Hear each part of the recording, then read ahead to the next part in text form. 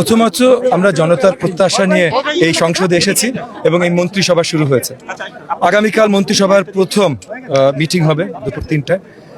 ইতিমধ্যে আমরা কি করতে চাই, জনতাকে কি দিতে চাই, সেই প্রত্যাশা জনতাকে আমরা দিয়েছি আমাদের 31 দফার মাধ্যমে, আমাদের নির্বাচনী ম্যানিফেস্টোর মাধ্যমে, এবং সেখান থেকে জনগণ সম্মতি দিয়ে আমাদের কাজকে এখানে নিয়ে এসেছে। সো গণতন্ত্র পুনরুদ্ধার হয়েছে। আগামী দিনগুলোতে আমাদের একটা মাত্র দায়িত্ব থাকবে, যতগুলো প্রত্যাশা আমরা দিয়েছি সেই প্রত্যাশা পূরণ, এবং এই মন্ত্রিসভা এবং এই সংসদ আমাদের জাতীয়তাবাদী জোটের যারা আছেন সবাই ইনশাআল্লাহ একনিষ্ঠভাবে কাজ করবেন যেন তারেক রহমানের নেতৃত্বে প্রত্যেকটা প্রত্যাশা পূরণ করে। মন্ত্রিত্ব একটা দায়িত্ব যেহেতু উনি দিয়েছেন, নিশ্চয়ই অনেক কিছু চিন্তা করে দিয়েছেন। আমরা সবাই ওনার নেতৃত্বে আস্থা রাখি। সো ইনশাআল্লাহ শিক্ষা ব্যবস্থা আমূল পরিবর্তন আসবে, এবং যে পরিবর্তনগুলো ইনশাআল্লাহ আপনারা সবাই অ্যাপ্রিশিয়েট করবেন, এতটুকু আশাবাদী। রাজনীতি যেহেতু জনগণের জন্য, এখানে প্রতিহিংসার জায়গা নেই।